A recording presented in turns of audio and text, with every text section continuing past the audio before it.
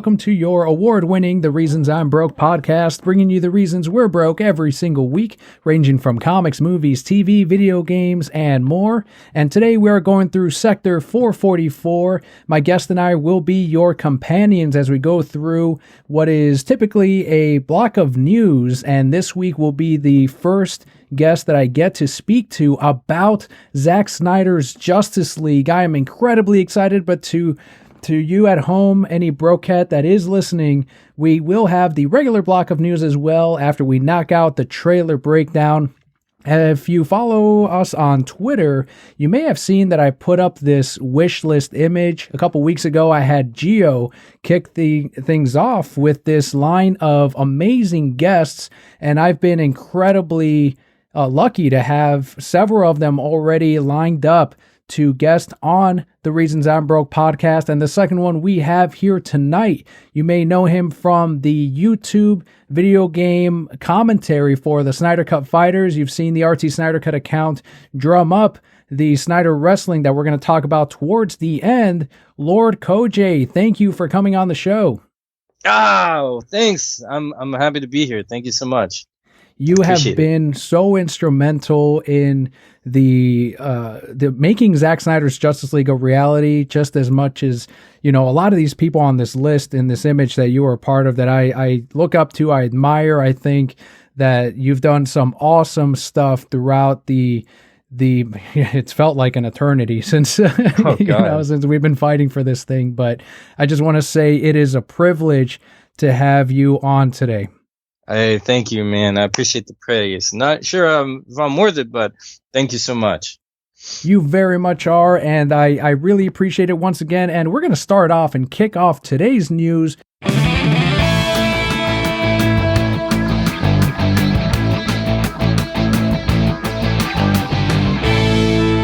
with the Snyder Cut trailer breakdown. This is the one that landed on Valentine's Day. This is a trailer that people said if they were like, I'm breaking up if I need to watch Zack Snyder's Justice League trailer, and everyone was going insane. I was at work. I pulled it up right away, and I was like, I got to watch this thing. And I want to hear, before we go through the little breakdowns on what we saw in these scenes, what were your first impressions when you sat down and watched over 2 minutes of amazingness? Personally, for me, my first impression was Man of Steel all over again. That movie is truly amazing, and what captivated me about the movie was the visuals in sync with the music from beginning to end. For me, it just felt like a perfect concert. When I saw this trailer with the music progressing, with all the scenes progressing, it just took my breath away in the way that Man of Steel did for me. And I know it's really personal, but it's a certain style of visualization and audio that I feel Zack Snyder handles very good when he's at his best. And it just gave me that wonder and hope for seeing more of his work at its best. So just that alone captivated me. And I'm so happy right now. Yeah, we're still riding on that high, and I think it's going to stay that way until March 18th, and then it's going to be in like months and years of 4 hours of content that we're just going to be riding on for a long time, I think. Oh, hell yeah, man. Some of my favorite movies are like close to 4 hours, like Ben-Hur and the Indian film Lagan, so I could do long time, no problem. Right. But it's going to be so delicious. I did notice that in this trailer, and Gio and I touched on this, and I can't remember if Zach was upfront about this trailer being more for the general audience, to really show how this movie is very different than what we got from Justice League. And its intention was to show a bunch of content and scenes that we have not seen yet in like a different iteration of Justice League. You know, we're getting our different shots of Steppenwolf. We're getting a lot of nightmare sequences and shots of Apocalypse. Do you think it was definitely the intention to make this trailer more for the general audience, since, you know, people like you and I had gotten our Hallelujah trailer, which was like we did it, this is for the movement, and now this is to sell the film to your regular moviegoer? I totally believe that, because I remember even when BVS, the advertisements for the extended cut, which had like a 3-day theatrical run or something, they showed exactly that. And I believe that he is trying to reach out to the general audience because we're sold. He doesn't have to sell us stuff anymore. You know what I mean? It's like because a huge misconception I've noticed is people are saying they re-edited a bad film, or they just added a few moments to a bad film. Him showing exactly that this is completely and entirely unseen, never before seen finished film that's totally polar opposite of what we got. I think that is the true goal. And at the same time, he did it in a storytelling way that is also fresh to us. So I think he nailed it on the head, mostly for the general audience to get that hype. He just saved two birds with one catch. I thought it was great. Yeah, he absolutely for that purpose. did. I agree. Yeah.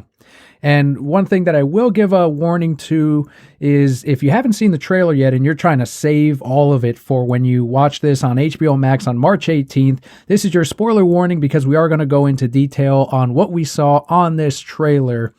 So that's your warning right there. The first thing that I had a question on as I was watching this is we got that shot of the Themyscirian fallen temple, which to me, I don't remember that shot being in Justice League. I've only seen Justice League twice, I think. Like, where I actually sat down and watched the whole thing.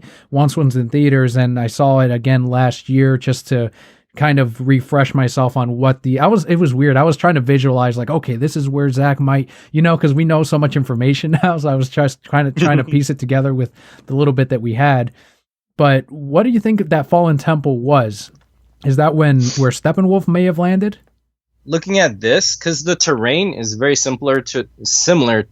We've seen this before as the terrain outside when they were protecting the box from the Justice League, right?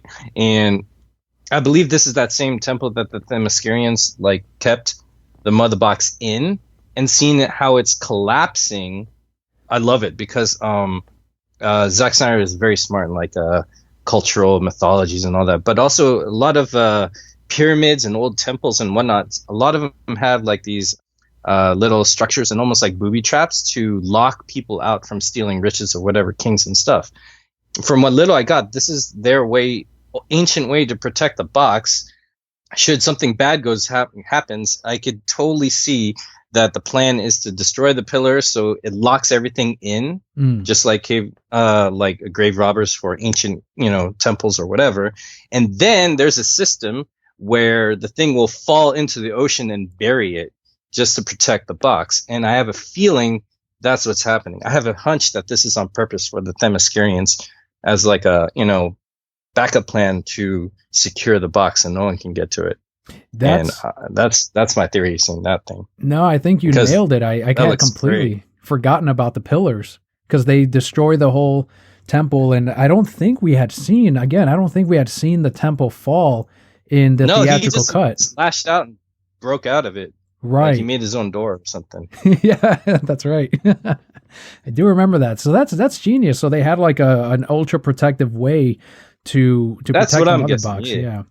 And similarly, we saw in the theatrical cut how Atlantis had some guards down below, and I mean, I guess that's Mera did have display some incredible powers even in the theatrical cut, but he still managed to get it in some form in that one. But it would make sense that each tribe, because you've got the Atlanteans, you've got Themyscira, and then you've got the Man, have their own plans to try to keep these mother boxes away. So it'll be good to see how Zach intended that to be when we get it in next month. Oh, hell yeah. Because the people back then, I imagine that, when they're trying to make this pact to protect all these boxes, they would do it in the logic of times back then, you know? I'm excited to see how that, comes to fruition in his vision. We also got a new shot of Nightmare Batman, which the first one we got, he is overlooking, if it looks like the same scene that we saw in the Nightmare sequence from BVS, where it's outside of his manor. It looks like almost like a very similar cityscape that we saw in BVS, but that shot looks to me like a newer shot that he filmed with additional photography. I wonder if it is too, because the way the sun is in the background behind his head, I have it on pause right now. it just looks like the lighting matches how the lighting is when he approaches a Joker. Mm-hmm. So I'm wondering and guessing if this is the same type of shot for Yeah, the new footage, because his coat looks slightly different for some reason. it might even be the same scene where he's walking up to the Joker or something. And Yeah, very, very that's what I'm similar. guessing. Mm-hmm. The scene that took everything. Well, actually, you know what? I'll take that back. Seeing how people reacted to, as you mentioned, the Joker, which we'll touch on, that's the last one here. But the second thing that people were really talking about, and it's the one thing that I tweeted where only Zack Snyder can make Granny Goodness trend on Twitter. And we got this money shot of Darkseid, Desaad, and Granny Goodness. Yeah, at first when I saw it, I was watching it and I thought it was Grail, but then, and even Fiona was saying, is that Grail? And that's what I was thinking too. But then Zach confirmed that it was Granny Goodness. How did you feel being in Apocalypse? I borderline crying, man. This is this is the villain, and I just love that Granny Goodness was there, because he mentioned her in a comment back in at SnyderCon. Someone was asking Zack Snyder about the rumor that Steppenwolf was supposed to be in Suicide Squad. He's like, nah, it wouldn't be. I had dibs on him, so I don't know. I don't know about that. Very, very, very NDA answer. I love it. Someone mentioned, thought it would be Granny Goodness, and he's like, oh, that'd be good if it was Granny Goodness. She's amazing. She's crazy. I'm like, he's familiar with her. So, because Darkseid has his own crew, his own armada. Like if you even go back to Power Rangers, friggin' Bandora, or an American one, Rita, she has like her entourage of people helping her out. So it's just cool that he emulates that. It's not just Darkseid by himself and a bunch of parademons. I like those layers showing that he's got a militant system going on. Yeah, and you get those. It's just glorious. So many parademons too. Oh my god. Yeah, an entire planet full. It feels like. And in the background, you see those flaming. I don't know if it's just the structure that he has since made that planet, but it's got that same type of like flaming volcanoes or ships pouring. I don't know. I don't know if they'll explore that or explain it in the Nightmare sequences, but those same things are in the Nightmare world, and that world is already essentially Earth's future, a fully dominated by Darkseid and his army planet. And it's gorgeous. When, thinking about Granny Goodness, it doesn't look like they cast an actor for that role. It seems like Desaad, Darkseid, and Steppenwolf as well. They're all maybe motion capture, but it doesn't seem like there's an actor there that they, put on an outfit. I don't know if it's because they needed to do that additional photography for that scene, or if it was always intended to be a CGI character. But do you think that if we get a Justice League 2, that Granny Goodness will stay as a kind of maybe motion captured character, or do you think he would then cast to have those scenes? Because that tells me right now that maybe she doesn't have a whole lot of dialogue. Nah, I agree with you. I think she's just in the background to add that extra texture for a casting in the future to come. A lot of times directors will put something in here and there just to help, like, the next film later or a continuation on. You know what I mean? I could totally see someone being like a stand-in or CG character or motion capture just to establish that there is, like, a history and an extra layer of an enemy's family that's available to utilize later on. Definitely.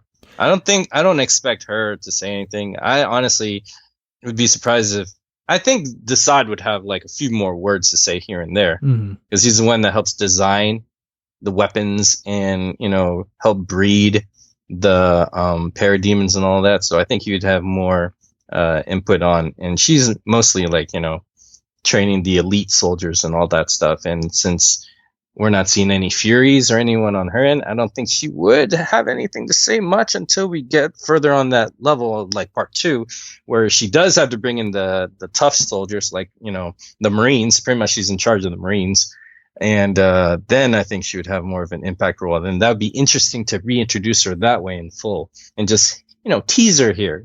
It's nice to tease every now and then, Yeah, I think that's what it's going to be as well. We got that far off shot of them walking through Apocalypse, and then we get the shot of the three of them. But even in that shot, as much as we have this, high definition footage, she's still pretty obscured as far as her face. And that's obviously done deliberately. And unlike Desaad, who we know we get close up shots, we know we get some dialogue between Desaad and Steppenwolf. Probably in the history lesson, we get a ton of dialogue then. And yeah, it definitely seems like a placeholder for now, and later on they'll take care of the rest. And I'm just grateful that we got to see Granny Goodness. That's amazing. I wasn't expecting to crazy. See her. Oh, and I'm still wondering if this is Apocalypse or if this is Nightmare Future Earth. And that's a good question, because a lot of people are thinking that this is the shot that we get of, maybe he opens up a boom tube and then we cut to the end of the film where. Yeah, I thought that too, but. So I don't know. Maybe he did add some more in there. It could be a Nightmare. What if? You're right. It could be. Do you think that we're going to see any more of Darkseid's family then, if this is not that shot of Darkseid and his family? Well, I think we're going to see more of him because in the Hallelujah trailer, Flash is talking like, "Oh my gosh, how can we fight this guy? He's conquered." So it's like Flash in that conversation has the knowledge of Apocalypse, and I'm assuming the whole team does too because they're strategizing.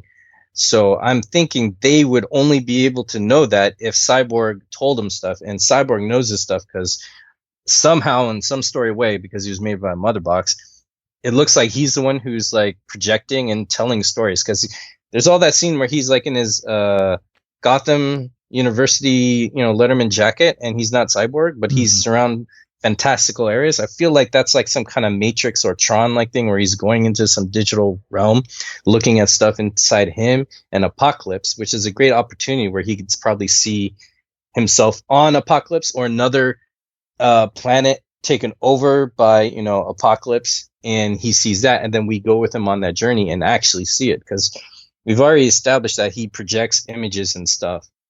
I think there's a good opportunity to throw more of like the enemy that they're facing in order for them to have knowledge of who they're facing up against, to have that conversation in such a manner.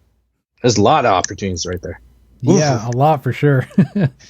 Now, do you think with the rumors that Grail was in the film played, I forgot the actor's name, but she played the villain in The Mummy, I believe. Do you think that with Grail being a Jeff Johns co-creation, do you think maybe there's less of a chance now, especially with everything that's gone on over the last couple of years and during the production of the theatrical cut of Justice League? Do you think we'll even see Grail at this point? It's possible we will not. It's weird because even to get this far in the past, like even for some animated films, they couldn't get rights to a certain character because a different group of people had those rights and they didn't give permission. So I think there's another political game around that. Mm-hmm. Like even in video games, like I don't know if you know, but Shadows of the Empire, the N64 game, they created Dash Rendar. It is Dash Rendar, I think. Anyways, the lead character was invented last because it was actually, they were trying to gun for Boba Fett being the character in their designs, but they didn't get the rights, so they had to make the character on the spot, some character with a jetpack who's not Boba Fett. But they wanted to make Western Boba Fett type of story with a Mandalorian. Right. And they could not. And a lot of DC properties or adaptations, animation or film, have had problems over the years getting rights of all their characters, even though it's all under DC. It's just sometimes they run into these things, and certain characters like that, I think that maybe independently own, or unless DC owns all the rights to it, then it just depends on that politics. And I'm not really holding my breath on that, really. Yeah, I don't think so either, but a couple weeks we will definitely know for sure. And we also got our first shot of, Snyder said that we're going to see naked Steppenwolf, right? And we saw that armor in action when he's talking to Desaad. And this is, I didn't expect, like, I know he said it was like a living armor, but I didn't expect it to, I expected it to be almost more organic in a way, but it was perfect the way it just slid off exactly like armor. You see it in action, and honestly, with something as complex, were you kind of, dumbfounded by how amazing, something with so many moving pieces still looks great, in high definition. It doesn't look like it's a video game character or something that's overly CGI. It looks sharp, and they really took their time to polish Steppenwolf and the way his armor moves. Oh hell yeah! And I think you're probably right. I think it's both like biological and metal. This is old alien technology. It could be both, and I think by having such strong like details and contrast where you could see the holes in the skin, I think that helps when you're detailing like CGI stuff, because a lot of CGI looks fake because the details in the computer generated image, whatever it may be, doesn't always match what's filmed on set. That's why they always have all these pieces on set. That's why like Feora was the only one who had her armor on, so they could use it as a light source in detail when they fine tune stuff. And I love details like that. And I think they're just pulling all the stops out, rendering and putting all those details in with such high quality. It's like, oh, this stuff looks way better than Justice League. Like Justice League looks like like the best VHS quality or something. This is just like so sharp and tuned, man. I forgot what you asked, but yeah, it looks great. Yeah, it looks great. I don't think I asked anything. I was just gushing. Like, Steppenwolf looks amazing. And honestly, the way I know some of the pre-viz that we had seen, the footage from, I think it was Ascended Ancient or whoever first uploaded it on YouTube, where you get the shot of this type of Steppenwolf underwater fighting Aquaman and Mera. One thing I was worried about in watching the full trailer, and thankfully I didn't get this impression, but I was worried that his original cut was so messed with after everything that went down that he had to revert the Justice League Steppenwolf to his original design. But it seems like from seeing this footage that he was able to still use, the studios, the effects crew was able to use that pre-rendered footage to build on that, as opposed to what we got in Justice League. Did you get that same impression?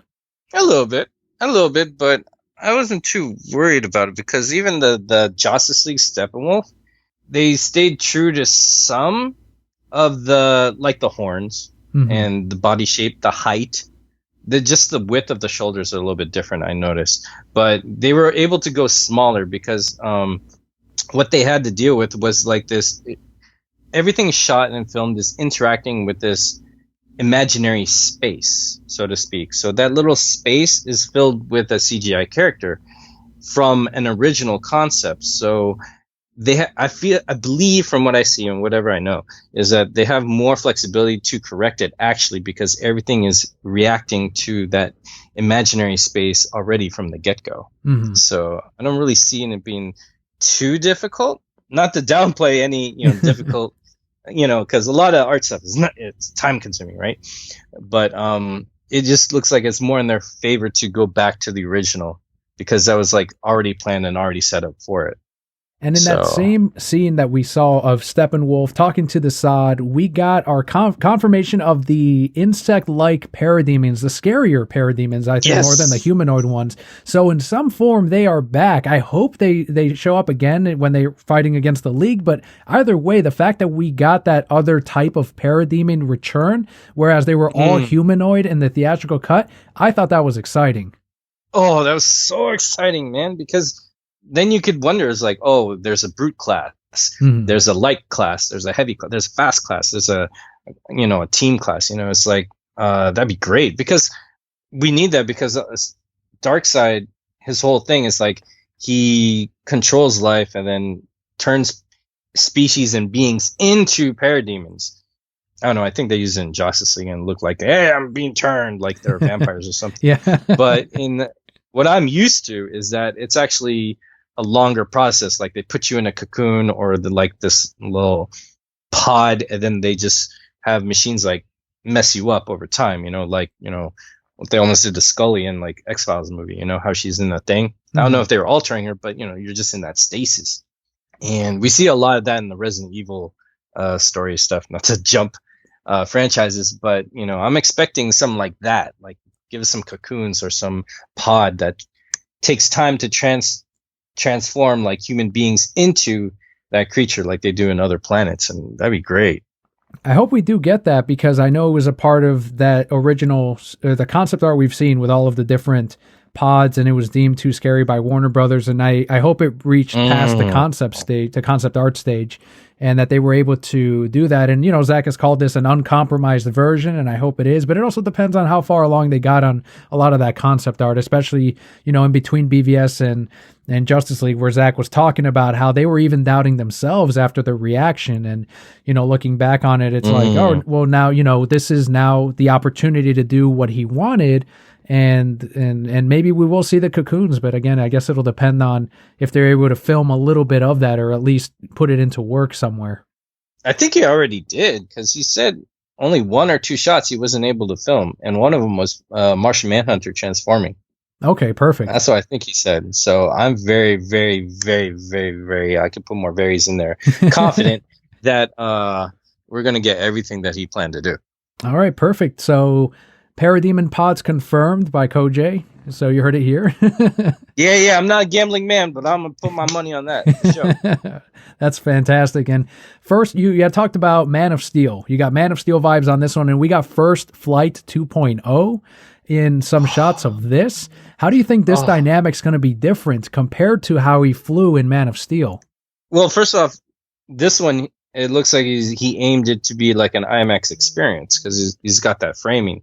So I think First Flight Part 2 or Second Flight, I think that's his opportunity to go back to that first flight experience and shoot it in the mindset that we can experience this in an IMAX situation. So I think it's pretty much all of what artistically what he wants to do is to go back and redo what he would like to do, because I feel this guy is like Nolan. Like, he really likes an immersive cinematic experience where the audience is drawn into the moments of the film as much as possible. And a lot of these guys love these type of directors. They love IMAX or anything that would draw you in, be it 3D or whatever. So I think him shooting it in a form that would complement that is a good return to go back to doing something, not saying he didn't like. I'm not Zach, but I'm imagining if I was, I would be like, hey, I kind of want to do that again because I have these other like B-side ideas. And then since this is a rebirth, what a great way to, revisit, embracing who you are. Because really, when Superman embraced who he was able to truly fly again.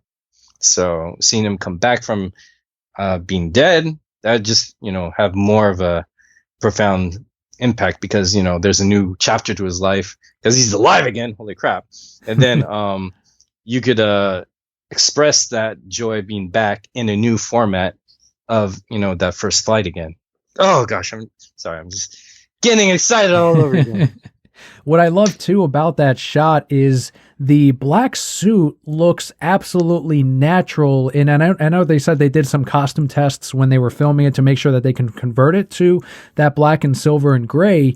But honestly, it looks exactly as if they used the black suit from Man of Steel and originally filmed with it. And it looks incredible. It really does look like it was a natural, that might have even been the easiest part of it too, because since he said they were doing costume tests almost as if they intended, and I think they did, to change it later on, like, all right, yeah, we'll film it in the blue suit for now, but then later we'll change it. And it looks incredible. They really pulled it off well. Oh, I love it. It just looks great because the light behind him or around him reflects off of it so nicely. I'm a fan of the color black because in texture wise it reflects other colors really nicely. And of course it's very slimming, but it's really cool. And especially in this setting where Superman's coming back, it kind of helps us look closer to his motions, his face, his expressions more, because not a lot of other colors are drawing your eye in. So it feels really personal and it looks so sleek. And it being black and white makes me happy because a lot of our logos, Zack Snyder's Justice League, our t-shirts are all black and white. I think there's a reason for that. And I think if he embodies what the film's about, it's going to have that color template perfectly. Everything is with intention when it comes to Zach. So anyone that ever says like, yeah, maybe you're reading too much, no, we're probably not reading into it enough. Yeah, we gotta read more because he's still revealing stuff about his past films. We're like, oh my gosh, oh. Yeah, and like even now everyone can see Man of Steel and go, oh look, Martian Manhunter. And now even the trailer itself, people are like they went back to Superman's death and BVS, and they're like, oh look, there's the sound waves. Even back then, they were there. It's amazing. It's incredible. And one of the big surprises for me when I saw the tease, it was one of the 3 teasers that were leading up to this trailer, was the War Machine. Straight out of The Dark Knight Returns, we know that Zack holds that book very near and dear to his heart. He said in the past that he wants to do just a straight adaptation of that movie. Was that like a complete left field? Like, holy shit, they really put even this in here. That was total left field. I was like, a new huge vehicle? What? Because usually, Batman and Warner Brothers, they're not shy of his vehicles. He's like, he's got a boat, we're going to show you the boat. He's got a jet, we're going to show you the Batwing, blah, blah, blah. Just to see that he brought his tank to the game. That I'm just wondering, is that the final battle? I don't know. Because he's in a huge carrier. So many questions, man. It just, and the size of it, it looks huge, man. Yes. I mean, people are calling his Batmobile like a tank. In BVS, it actually kind of looked more of like a indie kind of car with a lot of like jet. What is it? Freaking like muscle body on it. Mm-hmm. Kind of like it reminded me of an indie car mixed with freaking Batman Returns Batman car from '89. Mm-hmm. And I love that car. And it's low to the ground, so that thing goes fast. So people call that a tank. I was like, well, look at this tank. Exactly. Oh man. This is going to be great because I think Batman's going to bring out all his stuff to come out and fight all these parademons, because it seems like one parademon is one deadly Batman villain. Right. And that's one of the things that, at least my thoughts on seeing the War Machine was, I know we got some concept art of, and I don't know if that's in the film either, but it's like this version's Bat Cycle, which is kind of like a hovercraft.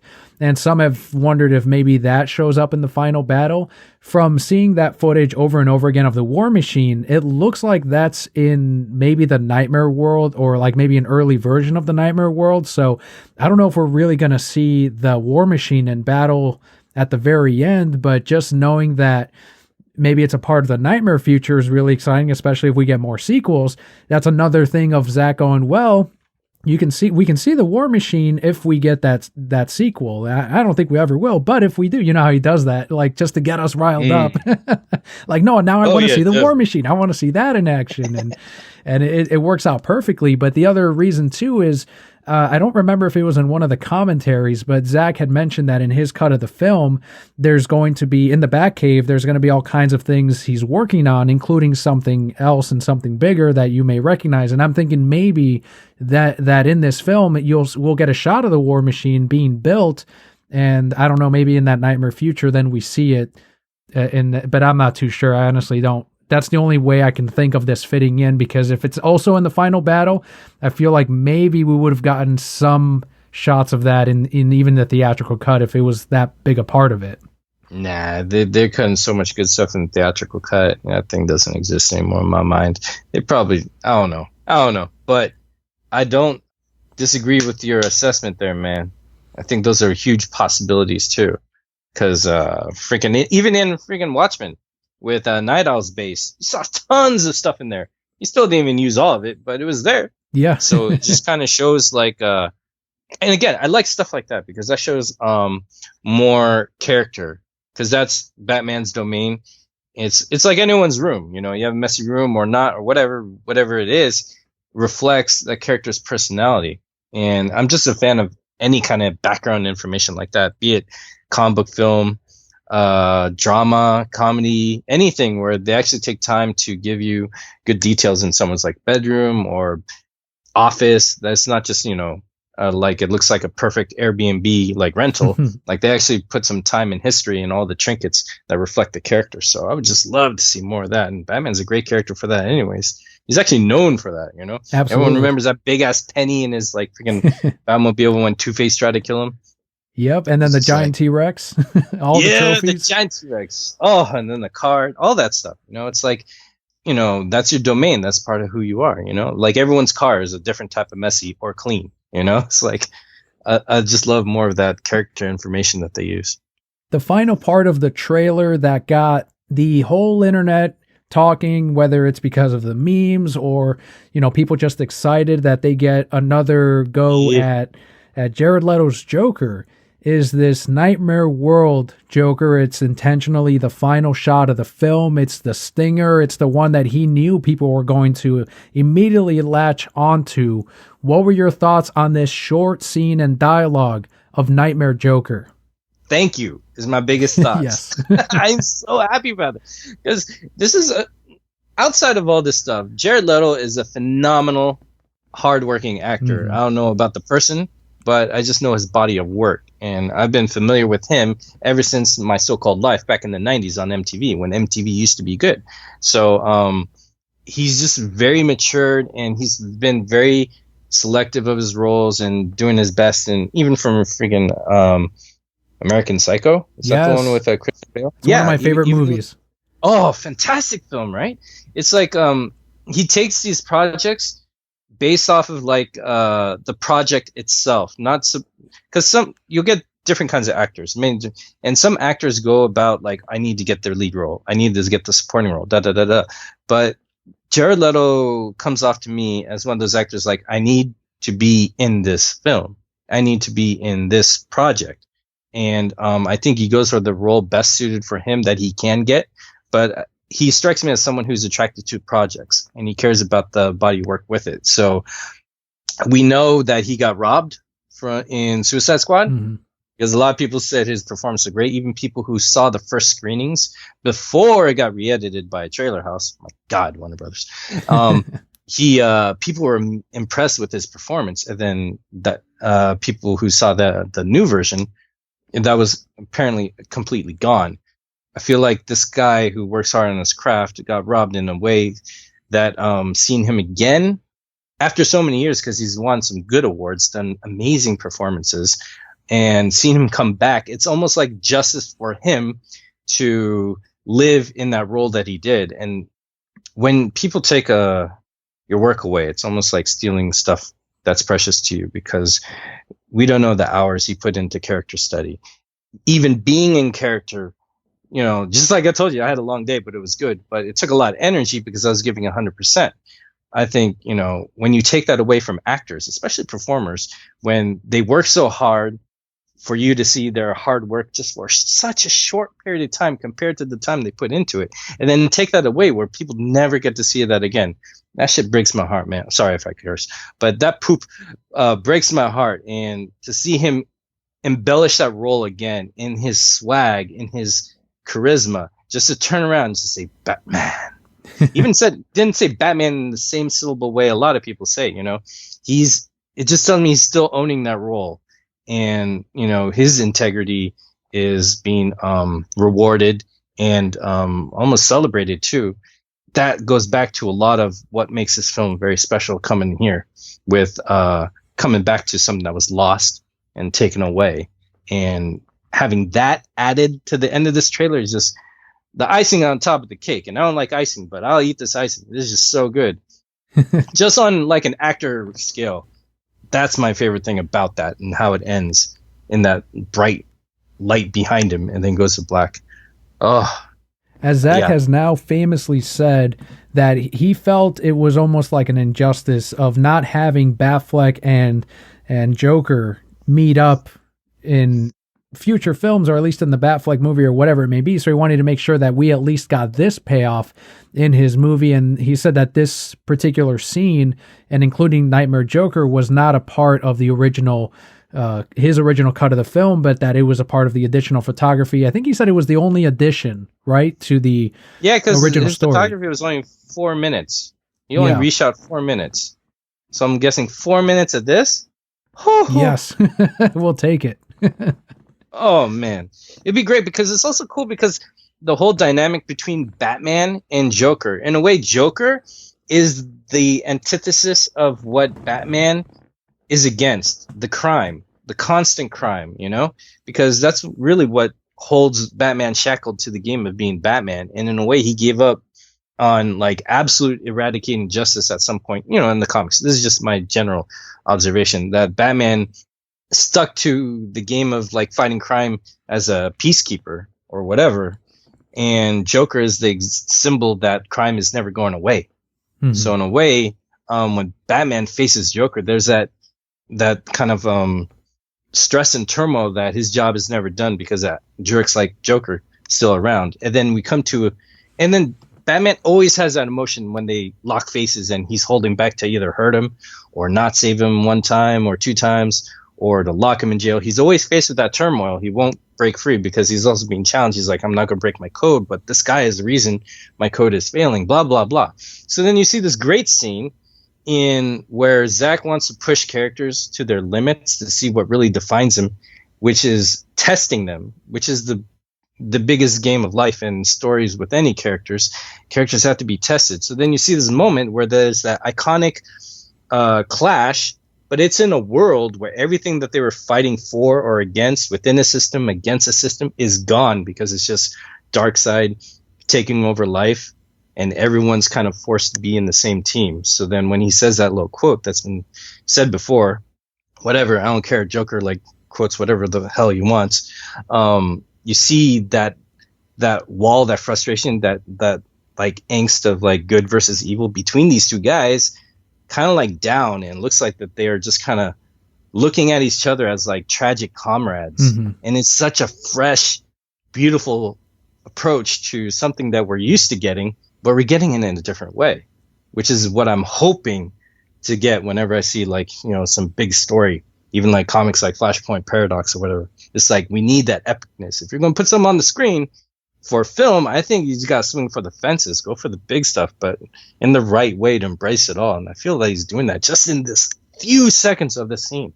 You answered exactly the question I was going to ask. That's perfect, because last week I had asked, I'd asked Kelli last week on, you know, what the situation feels like in this world. And this is before we saw the trailer, before they had released it. And now it does seem like, you know, weary comrades, you know, with it's not a game. It's not the same game anymore for the Joker between Batman and the Joker. It's, there's a bigger threat at work here. And for now, it seems like they can't have, you know, what they used to, whether you want, you know, if you want to go and go deep into the comic lore, and, you know, it's not the Joker without Batman. And as soon as Batman retires, like he did in The Dark Knight Returns, the Joker stopped doing anything because he saw it as pointless.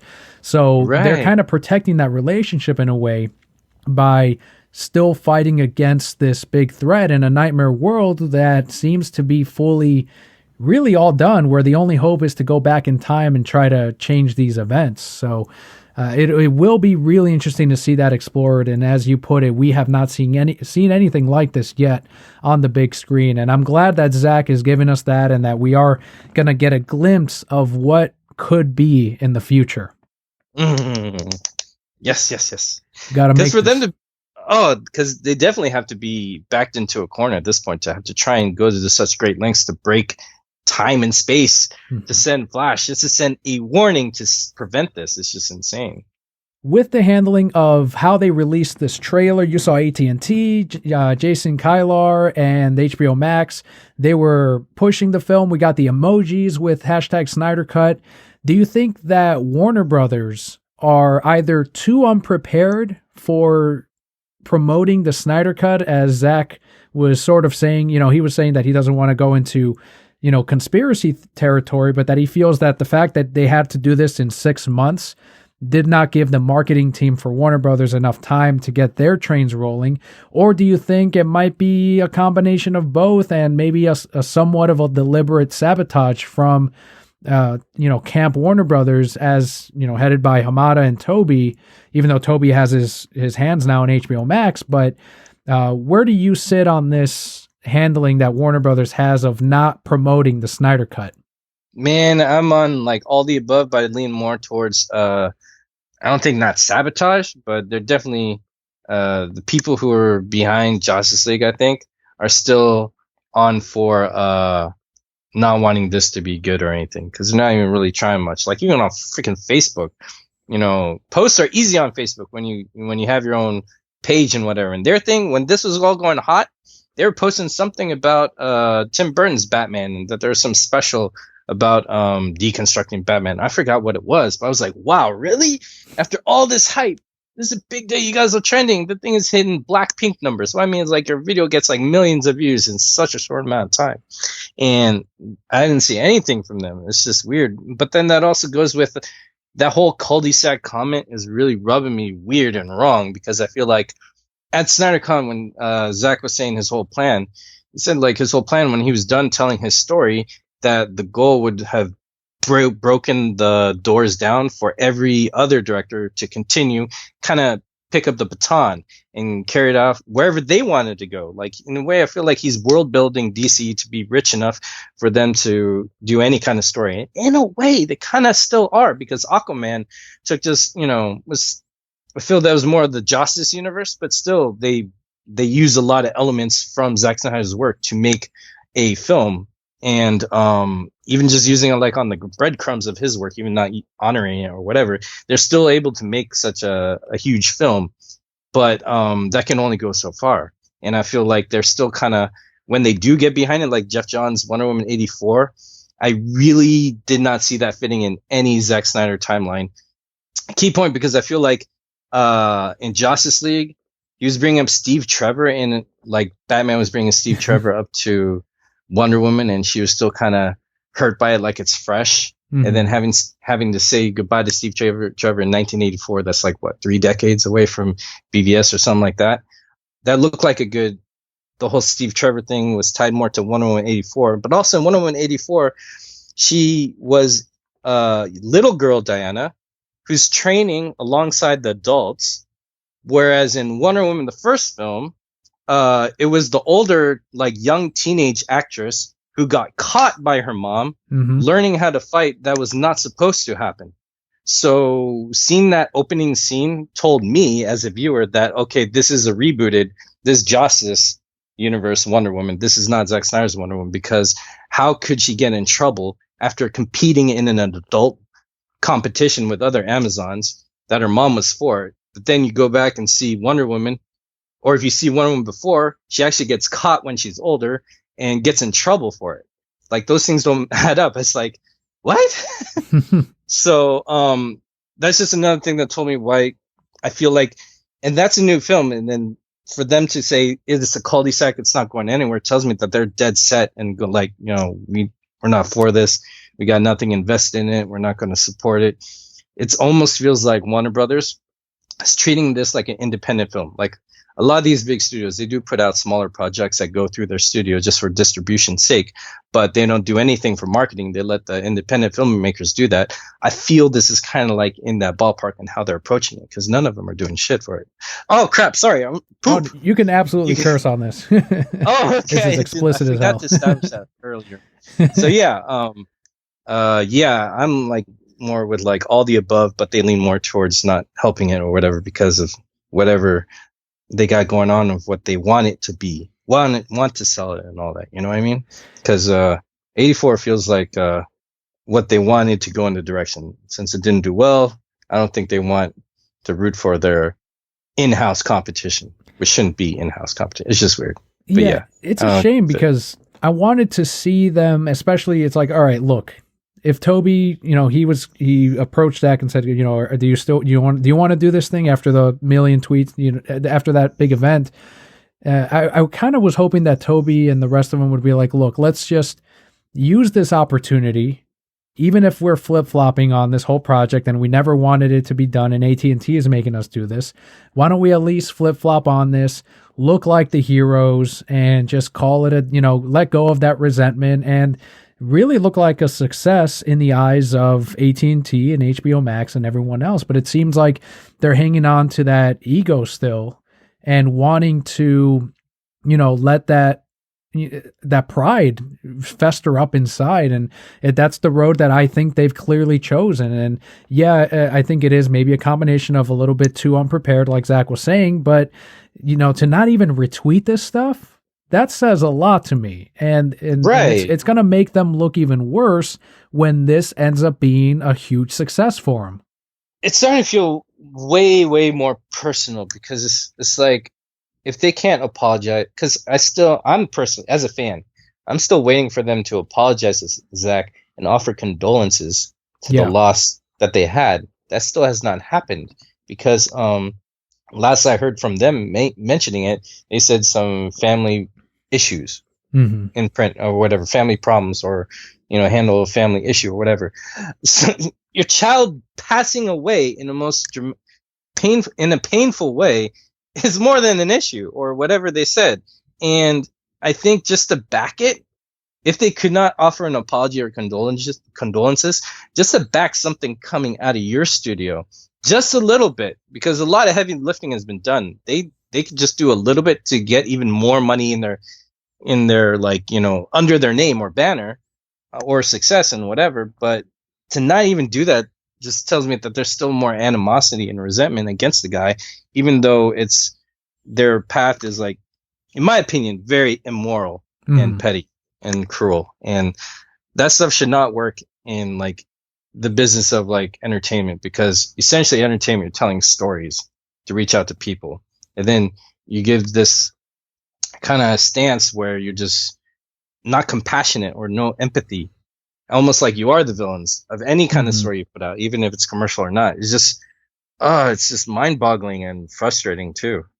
Yeah, it's an absolute shame. But one example of this movement and Zach's production, his friends, family, and the crew, and all of us reaching out towards people once again, and won't be the last time, I'm sure, is the latest from Ink to the People with their Justice League 2021 merchandise. They ended up giving us a bundle of options this time. We've got the Zack Snyder's Justice League mouse pad, 2-sized tote bags, and limited edition sticker packs. Whatever it is that they offered, it doesn't matter. We were going to support it because it goes to a great cause. But did you get a chance to check out the latest campaign? Yeah, man, I'm gonna buy all that as soon as I get paid, dude. Oh my gosh, it's just great, and I love it because this is more than a shirt. We're getting extra, things we could accessorize around the work office, a computer place, which is cool because that's the best tools we have as word of mouth. Like I have my custom hat that says "Release a Snyder Cut." It's worked as I wear it wherever I go, and people come up to me. It's just one of those fun tools you could use to reach out to people. Your shirt, people see it. It's just great seeing the support from Ink to the People. In a lot of ways, this movement has helped their cause and stuff because they have a wonderful system where you could kind of like wait, what's the other, what is it? They have other shirts like Redbubble or something. Yeah, but anyways, they have you could sell a shirt through them or like Teespring and whatever. You could be creative and sell that and make some money, but also they make some money too and selling the shirts and whatever. But this is a good opportunity where it could do both, where you sell a shirt or make no profit, but you get a word out to help like a message and do some charity stuff on the side. That's like a nice bonus, So it's just really positive. It's a great idea, and it's helped them as a platform, and it's nice to see that they're giving back.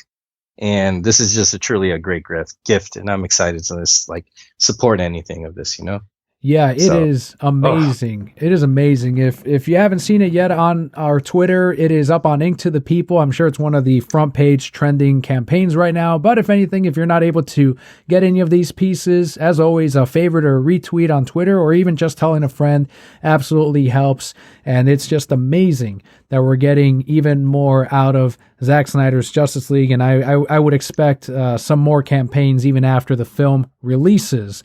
We had touched a little bit about on the toxicity that goes on, that is still going on over at Warner Brothers, and I wanted to highlight Ray Fisher's recent tweet because this is something that even months ago we were saying and pointing out, and he had to really spell it out in black and white right here with his recent tweet that said, quote, "There's only one reason that I haven't been sued by Joss Whedon, Toby Emmerich, Jeff Johns, John Berg, or Walter Hamada. They know I'm telling the truth," end quote. That says it all right there. Why are they not coming after him if he is, quote unquote, only risking his career for clout, or only, supposedly destroying his future by going after people with lies? And it's just one of those things where, once again, with the support from the Buffy cast, that happened last week even. It seems like that was the tipping point for a lot of people to be like, all right, well, maybe Joss Whedon wasn't so great of a guy. And all of us were like, why did it take that? Why didn't we believe or support him before? Why did everyone immediately go straight to, no, this guy's not telling the truth, because we don't know the exact details in the midst of him trying to build up this case where, you have to record your phone calls. You're not just going to go out on Twitter and put all of your details out there anyway.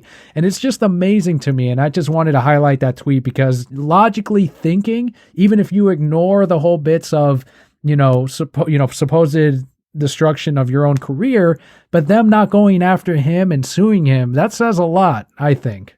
And I'm glad you said that because it's like a ding, of course, this makes sense. I think the problem that why his word wasn't taken invalid, and I know this because some of my friends I've known and grown up with, like, sometimes you just have a lot of friends that you can't, or some friends that you can't like get rid of because you just grew up together and you have some difference of opinion.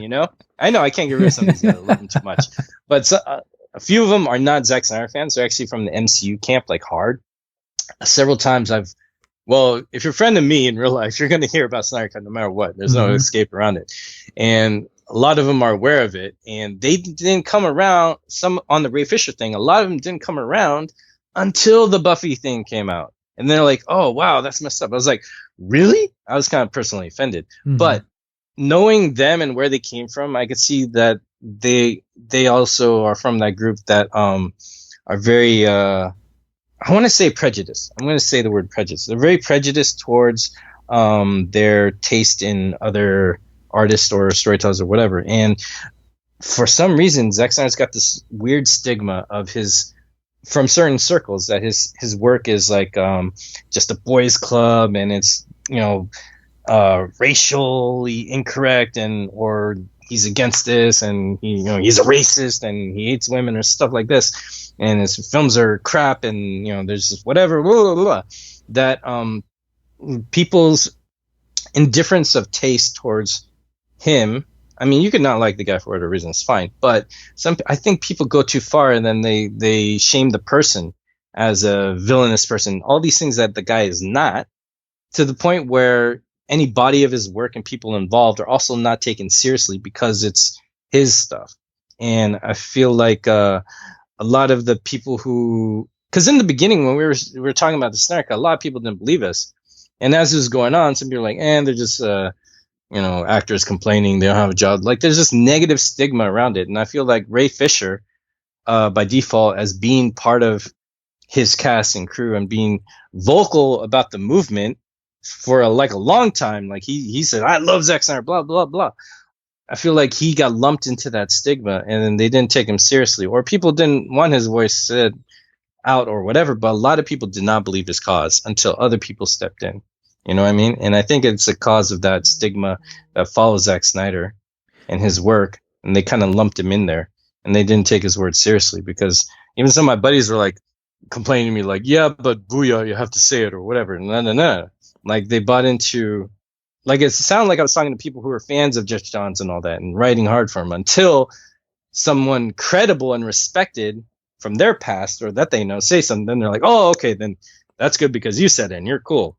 And Ray Fisher, I don't know who you are. I'm not going to take you seriously. I feel like it's a combination of like stigmas like that unfortunately follow.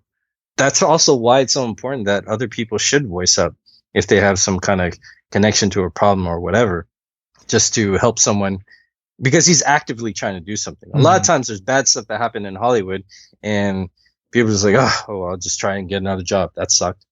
And then they let it go. And a lot of these things get a pass. That's probably also why it's hard to believe it too, because there are a lot of people who do believe these people are good people or making, stories not for selfish desire, like completely selfish desires. So it's kind of like easier to go, oh, I don't believe it. So they don't have to follow up or have to care about it. You know what I mean? It's just an easier thing, especially when, there's a negative stigma attached to it. That's if the stigma is false or whatever. It's just like that much harder. But I'm really thankful that the Buffy people spoke out, because I'm really rooting for him and his cause, and I hope that it works out, because this is something that will happen not just to Zack Snyder, I just hope Zack Snyder's the last. He's not the Mhm. first either. That's my worry too, because there's a lot of people who work hard in this industry. Conduct is not really enforced in that industry, and that could be very damaging on higher lows. You know what I mean? Yeah, it's like I'm how glad people are getting onto it. It's just I feel like it's a loss that people took it seriously only because so and so said it. it's how I think Paul Kelly was saying a few weeks back, where this is larger than this production and what happened on the set of Justice League. This is about setting a standard for protecting future crew members, actors, future productions. You hear a lot of people say, "Oh, well, that's Hollywood for you," and it's like, well, that doesn't mean it needs to be accepted. That doesn't mean that it's okay. Exactly. And it's because people have let those things fly, and that perception just exists, and people let it go. And it's like, no, there needs to be change. There needs to be, as he says, accountability. That's greater than entertainment. You have to make this greater change for the greater good, so that Hollywood doesn't have that stigma. And if there's people that want to keep that behavior going, then they're the ones that need to be called out, and they need to be gone. Exactly. It's just like social media. When people say, Twitter's crazy, it's all toxic anyways. In a way, you're accepting it and allowing it. Mm-hmm. You know what I mean? It's the same concept with Hollywood. And wrong is wrong. And sometimes we get caught up in a hype or argument or something, and then we like something or retweet it or back up a little comment or even say something harsh, but it's just in the moment and we don't realize it actually has repercussions that are harmful. And it gets away even more if we give it that hall pass. Exactly. Or if we say it's because saying, oh, that's just the way it is, we're also saying, oh, that's okay, that's the way it should be. It's like, no, the best way is just to not allow that to continue. I feel that the best way to stop malpractice is to not encourage it at all. And in Hollywood, when it's like enforced and encouraged, and they could do a lot of stuff, like bad stuff with like NDAs once those are signed. It's just like things that need to be taken into account, and there are things more important than entertainment. I love that it's like that accountability over entertainment, because some people will do bad things or whatever, but as long as it's entertaining, it's all good. Maybe this is the curse of reality TV. Who knows? There should be more than just being entertained. There should actually be like, stuff you want to live with. The rest of this year will be very interesting as we see how this Ray Fisher situation continues to unfold, or hopefully settled in Ray and the rest of the people affected in their favor, if it's so. But if it's not, then I fully support it continuing and continue to fight for that real life justice as well. We do have a last bit of news this week, which is comic related. And I don't know if you saw that this was also trend. It was all over my Facebook and all over Twitter as well. People in the comic shop were talking about it. The worlds of 1978's Superman and 1989's Batman are going to be revisited through two new comic series. Were you able to see the initial covers to these? I did not see the covers. I did hear about it, though. Yeah, Superman 78 is going to be set between the first two films, with Robert Venditti writing, who currently, or just wrapped up on Hawkman at least, and that one was a very well-received book. Unfortunately, didn't sell too well, which is why it eventually got canceled, but it was... I'm seeing it now. Wow, this looks great. Sorry. Yeah, it looks like a movie poster almost.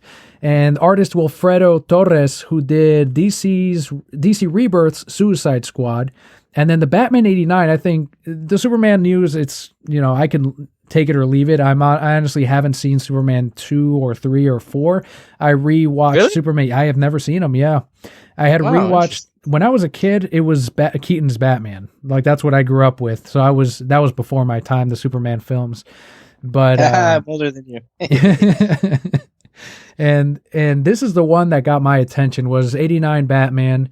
And I know there's a whole other thing with the Flash film that, I've spoken my piece about. I'm currently not interested in that one, but Neither am I. I'm with you. Yeah, but in seeing this support of the comic books, especially with the co-writer of 1989's Batman and Batman Returns, Sam Hamm, returning to that world with this continuation of ignoring Batman Forever and Batman and Robin, and kind of fleshing out that world that Tim Burton and he started over 30 years ago now. Artist Joe Quinones is going to be doing it, who did Howard the Duck. Great title. And this series is going to bring back Michelle Pfeiffer's Catwoman. We're going to see the return of Billy D's Harvey Dent, but how he eventually becomes Two-Face. And then the debut of a new Robin. So I don't know if they're going to try to go with the African-American Robin that they intended for, I believe it was Batman. He was part of a deleted scene, or they were originally going to try to go that route with Batman Forever. But either way, to get the original co-writer to continue in this world, I think that's going to be really huge. Oh, that's so beautiful. I love it. Because that's cool. Because have you read Superman Secret Origin? That's not the I know of it. I don't think that's not the Earth one. So that's got to be no, it's not the Earth one. No. Okay. Secret Origin. Yeah, Secret Origin was kind of like, well, I think they did a Green Lantern one, but yeah, it was just like a limited series, kind of like All Star Superman or whoever, where it's just like it's like half a year saga or whatever. It's like 6 issues or whatever. But it's one of those comics where they're like, all right, we're gonna tell our own story. We're free to not stick to any continuity or whatever. But they emulated a lot of Christopher Reeves in almost every panel of drawing of Superman. Seeing them go specifically to drawing Christopher Reeves again in a way is just great, because it's like it has more purpose because it's specifically for those films and filling in the gaps in between there. And I think that's fantastic to go back and do that. I'm excited for it too, because those worlds are kind of made their own rules and kind of history too. And just going back to those films, I think that'd be fun, and I think a lot of people are going to be excited to read that. I'm excited. I'm looking forward to it. I think it will be almost like, and I think I'm evidence of that now, 2 different generations of readers that are going to be subbing to Superman and Batman, because I think maybe people in their 30s might maybe lean more on the Michael Keaton side. But I do tend to see, at least with my subscribers at the shop, the ones that do bring up the original Superman films, especially when I play Man of Steel at the store, they seem to be the older readers, 50 plus, that are bringing those movies up and talking about them and kind of remembering them fondly. Are either of these ones you're leaning more towards yourself, or are you kind of like, you know what, let's see both of these and maybe even a crossover? I'd probably see both of them and maybe a crossover, because I think that'd be good, because they look like they're from that kind of same-ish generation, because Superman 4 came out 1985 or 84. I can't remember. Not too sure. But, Superman 4 is actually the first film I ever saw in theaters. Oh, nice. And, it was like whatever film, though, but it's not my favorite DC one. is DC. Yeah, DC's DC. So, that was, okay, let's say it came mid-80s. Michael Keaton's Batman came out in 89. So they were kind of, it's like almost a missed opportunity that they couldn't do a Superman Batman film in that precious era where Christopher Reeves was still, able to make films and all that. So it feels like another opportunity missed. So to return to that in the comics, it would be just a nice return to something that we could have had, but for whatever reasons didn't get that chance to do.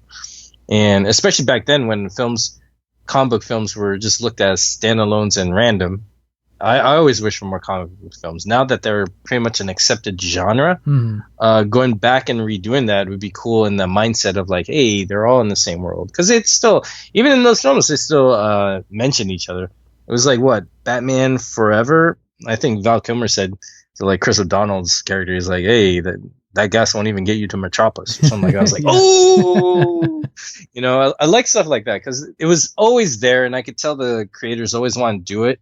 It was just a different time that didn't think like that or allow that to happen. So to return to that and celebrate it in the comics, they could really surprise us, and even bring in Linda Carter's Wonder Woman if they do that crossover, and people go bananas and coconuts for that, I'm sure. Absolutely. And these 2 series are set to start releasing in print in comic shops August of this year. We'll probably see it in the previews catalog they call it DC Connect now, but it'll be on there about 2 to 3 months before you actually see it. It will be a digital first title in case you read digitally, but here on the show, I like to promote print, shopping locally. I like print. And that's just how I grew up, and same goes with any collectibles that I get. I try to support a physical release with my movies as well. So I need the physical comic right in front of me, and I'll be subscribing to these 2 titles. Digital is nice. You save a lot of space, but There's something beautiful about just pages. It's like I'm there. It's in my hands. I'm closer to the art. It just feels very personal. And also, I'm a big. I look at my film. You know how you always see like some interview with some like smart politician or not smart politician or some doctor or whatever, and they have all these almanac books behind them. It's like I always had a dream of like I'd be in an interview like that one day for whatever reason, and it's just my movie collection because those are my almanacs and all that. That's right. It's a fine wine collection. It's beautiful. It's part of the collection and art. I think it's cool. So I love hard copy, even though I think I have like 7 now of those white boxes, those long rectangular blocks that you just put the comics in there. Well, I've got to a point where I have a system. I put them in an order, and on top of the box, I got a Sharpie, and I just draw a line of where it is, and I write, okay, this is Red Sonja, this is old school G.I. Joe under Marvel, this is Conan under Marvel, this is Conan under Dark Horse, blah, blah, blah, blah. I just go all over. This is the Ninja Turtle pile, da, da, da. Everything's like organized. It's a good system. A lot of people hate it. Like almost all my girlfriends hate it. Like these boxes. Oh my god. They do take up a lot of space, but they do. So I'm selective. I lucked out on that one, but I've also been kind of last time we moved.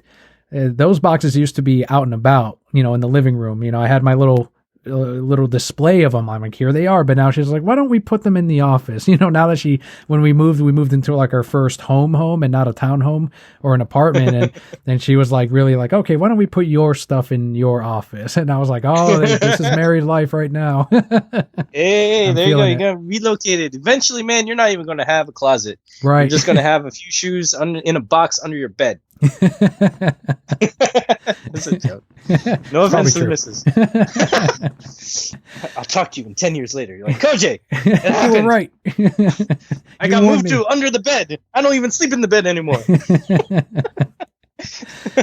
But with that, Batman 89 and Superman 78, can't believe I'm saying that still. That bit of news and the trailer, even more like, we are here now. And I know it was feasible and we got there and we're here, but it just feels surreal that we're here. That does wrap up our block of news and our topics for this week's episode. But that's not it for today's episode. Kojay, I want you to talk about what you've been doing with hand in hand with RT Snyder Cut, what you've started already. I think you've got episode 2 coming out soon, but with the Snyder fighters, the Snyder wrestling, and then also the Snyder Cup fighters as well on your YouTube channel. Oh man, which one do you want to start with first? Well, I think we should. Yeah, go ahead. Go for it. Okay, well, first off, I'm here on my channel. I'm a super fan. I'm just sharing all I can, and I'm using my platforms to help promote the movement. I always have for as long as I could, as soon as I realized I could have. For me, YouTube is my super fandom thing. I'm going to make videos. I want to treat it like it's my own kind of HBO Max. So I have a lot of gameplay. Some gameplay is just annoying and boring.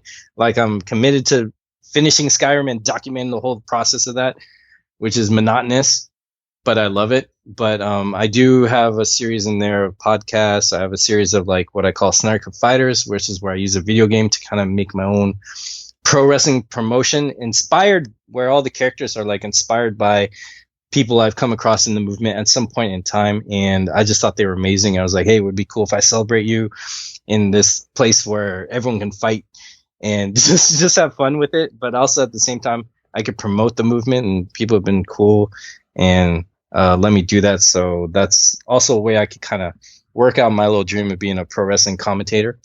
Whether that happens or not, at least I'll be satisfied there, and that'll be my entertainment. But any other video thing I could think of, I will do, because I do low key on the side. I am building up my own film company, my own independent film company, and I'm going to advertise that on my channel. So if you like video games and Snyder Cut stuff and my shenanigans and narrative, and I have not a great podcast like you. Mine are just like little slices of life, like just interviewing people you can check out anytime. So yeah, my YouTube is going to be, well, it is. It's my like expression of like my Kojay world. And a lot of it is Snyder Cut related, and that's where I'm going to promote stuff. So you can find me on YouTube. And RT Snyder Cut has been cool enough to, because I did work on the FA Cup, that football one. Mm-hmm. I wrote the checkout of everyone's money to AFSP, and I got to write a little letter of why this is important to AFSP. Hopefully they read it and liked it. But I was glad I could be like the treasurer on that. And so I've kind of worked with RT Snyder Cut before. They reached out to me to commission me for like, a special, just a little wrestling show just for them, and to just base it off of Snyder's film cinematic universe of characters. I was like, oh, that'd be fun. Cool. I'll just do it, and let you guys do it. So I made those episodes for them to distribute however they want. And I'm just excited they're doing it. Because I actually made them a while ago, I think. Maybe fall of last year. Yeah, so I'm just glad that those are coming out, and that's fun. You're going to see a tournament. You're going to see some fun stuff and shenanigans. Maybe more later. I do not know. We'll see how it goes. My video game pro wrestling stuff is the biggest gem to my heart because I get to celebrate pro wrestling and the movement, which are two things that mean a lot to me.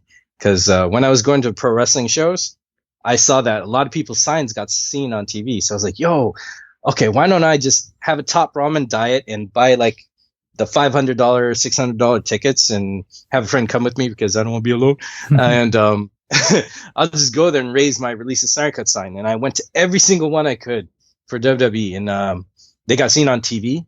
Like, I think 3 of them got seen on TV in a really good way. But one got seen and went on Twitter even before I could post it. Jay Oliva liked it. And then the other one was last year in March, had my Snyder Cut sign held up. And it got seen on TV because coming back from a commercial break, it was zoomed in when Asuka was doing some of the Becky Lynch in the top right-hand corner. Sorry if no one knows wrestling, but you can look it up. And it was zoomed in there, and right behind her is me holding my Release a Snyder Cut sign next to my sister and my niece. And that like got 2 articles promoting Snyder Cut like the next day. Beautiful. And I was like, yes, my job was done. And then a week later or 2 weeks later, COVID hit, and then no more pro wrestling shows. Because like, dang it, I was already planning new signs to bring to other shows like AEW, but the fact that I got like spawned 2 positive, whatchamacallit, articles for the Snyder Cut movement made me so happy. I was like, yes, all right, what's the next thing I could do? So when I did the Snyder Cut Fighters, it's actually a storyline, like its own pro wrestling thing. The whole idea of it was to keep people's morale up, and I feel that's my job in the movement, is just to keep people's morale up. Now, I can't please everybody. I'm just trying. The whole idea in the Snyder Cut Fighters thing was like, whoever's champion, should this movie ever come out, will forever be that champion, and I'll just make a nude belt, and people will fight for that. So that time is actually upon us. So I'm planning a big show of my Snyder Cut Fighters like pay-per-view thing. Just sit back and watch it on the 17th. So then when it's done, I'm gonna watch Man of Steel, BVS, relax, and the next day is just gonna be Zack Snyder's Justice League, the Snyder Cut. And it's kind of cool that it's actually happening, because looking back, I could hear in my commentary moments when I was like, man, I hope this film comes out. Oh, it kind of like inadvertently, chronologically, like did commentary of the whole movement back when we didn't even know if we were going to get it or not. Mm-hmm. So I'm very proud of it. It's kind of very personal piece of mine, and I'm going to do more personal stuff. Like I'll do dance videos and all that. So the fact that RT Snyder Cut commissioned me to do a separate wrestling match or show just for them just made me so happy. I was like, cool. You guys like what I do. Thank you. I'm trying in my way. So I do want to say real quick that your streams, when you do these Snyder Cut Fighters and the current one that you're doing now that is just about to release or is releasing, you're talking about how you're doing this as a very personal thing to celebrate the movement. I do have to say it is some of the most positive, I don't know if you want to call it Let's Play, but, commentary that I've seen on YouTube. Like, it's incredibly positive. It's uplifting. It's refreshing, especially during, it's still a very trying time for a lot of people out there. And to see you celebrating the movement and being so positive and interacting with people in chat and everyone else you have on as well, it's just, it's cool to see. And I do want to just tell you now that I have you on here that, I do appreciate that positivity, and it brings your authenticity as you're doing your commentary. It's real. It's there. It shows that you love doing it. And I think, as you mentioned, as long as it's still fun to you and you're still passionate about it, keep doing it, because, at least I've noticed that it's something that clearly you love. And I just want to say I do appreciate that. Oh, I appreciate you saying that, man, because, I don't know if it's like Skyrim where I'm the only one enjoying it, but I'm just trying. I'm happy, man. And I feel like because there's a lot of things that happen in the movement that trigger me. A lot of things that happen in Hollywood that trigger me. A lot of things that happen in life that trigger me. It's like anybody else, but I feel like it's like wildfire. It should stop with you. And if you want to do something, the best thing other than complaining about it is to do something more productive about it. And I can only be true to myself. So, if someone's like angry, I can't believe this person didn't say this person to do that. I was like, well, why don't you do it? So, thank you. I'm trying. I don't know where it's going. You're doing it, man. But, yeah, thank you. That means a lot. Absolutely. And I will have a link to Kojay's YouTube channel in the description of today's episode. But otherwise, if our companion here wants to find you on Twitter or Instagram, where can they contact you? Lord Kojay as one word, or on Twitch and video game world, it's Lord _ Kojay. But just type in Lord Kojay, you should find me. I'm always wearing my luchador mask. That's my face. I'm like Rorschach. It's like, where's my face? Yeah, that's what I'm about. And I'm happy to support and help anyone else who has something creative they want to do. So yeah, thank you. You find me Instagram, Twitter, YouTube. YouTube and Instagram are my main hubs. Barely on my DeviantArt and Twitch. Those are the ones I'm barely on. I think DeviantArt is the one I'm least on. But yeah, those are the 5 places you can find me. Main 3 is top 2 is definitely Instagram, YouTube, and by default, Twitter. Yeah. Awesome. And there will be links to those as well in today's show notes. Kojay, I want to thank you one more time for coming on. Yeah, go ahead. Sorry. Also, Sourcewall. That is my separate podcast I do with my boy, Parademon44. That is its own thing too. It's like we're hawk and dove. Like, he's harder and I'm the soft one. He's the realist. I'm the optimist. And we have a good podcast where we just go hard. It's very unfiltered, uncensored. It's definitely rated R, but it's just a podcast about the whole movement and news. And we've kept up on that. And that's on my channel too. But I just got to throw that out there. Sourcewall. So yeah, sorry. My bad. No, that's perfect. Is Sourcewall also available on podcatchers, or is it strictly YouTube? It's strictly YouTube now, just because I can't figure out how to do it. But I'm going to start stretching out, because I'm still learning about podcasts and coming on shows that are, esteemed and high quality as yours, man. I mean, shoot, I'm like, I had to comb my hair to be on the show, right? So I'm learning a lot from you guys. So eventually, yes. But right now, it's strictly YouTube. That's very kind of you to say. Thank you.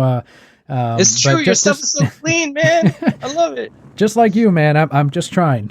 I'm just trying to. It's, and I'm sure you relate to this. It's never over. It's never good enough. I'm always refining. Because as soon as I get satisfied with anything, I feel if I were to ever get just happy enough to with the show, I feel like I would start dipping in some area. So. And I got to keep grinding. Got to keep finding the next thing to, like, okay, I could have fixed this. And I'm sure I'll do it with this episode too. Like, oh, my audio was, let me try to. But I appreciate that. That's very kind of you to say. Thank you. Yo, keep at it, man. You just have that professional tone and a good charm too, man. It's just, I'm excited. I'm a fan. So yeah, thank you. Thank you. Thank you very much.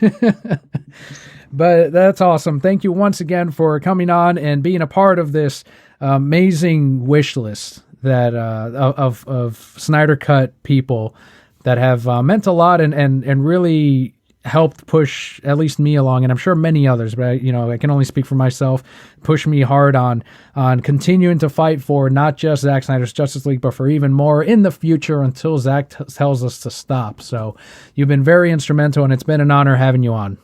Hey, thank you so much. It's been an honor, and I'm flattered. And to you as well listening, thank you so much for going through Sector 444 with us today. I've been Daniel. I've had Lord Kojay on this week, and Brokehead Core. All will be well.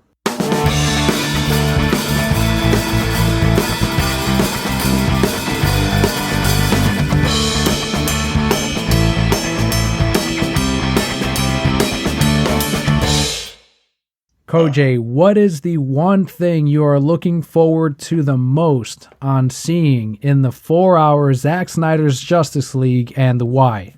I'm looking forward to crying. Happy tears? Happy tears, man. Heartbroken tears, whatever tears, because the main thing that I was missing, not just the phenomenal action that he's so well known for, but it's action with meaning. Like, 300, Leonidas, you know why he's fighting so hard, you know? Man of Steel, you know why Superman's really trying to prove himself, you know, save the day on day one, mind you, with like so little training. And you know why the girls in Sucker Punch were trying so hard to fight for their freedom, because they're fighting through a misogynistic, effed up world. And you just really know, even in freaking Legend of the Guardians, a lot of his stories have a reason for the actions. Like, you gotta get through this pulse hitting action because there's meaning behind it. And I like Zack Snyder because it's not hack and slash with him, that there is like heart in the character, whether he shows you through music, a moment in the scene, or the character and actor's performance. Like, I'm looking for that conviction of why they fight, for who they love, what they stand for. And it's going to be shown in a beautiful, clever technological filmmaking way, as well as a very human, heartfelt way. And I like the successful combination of both. That I'm looking forward to crying for that, be it an action scene or drama scene. And I can't cry at the dime.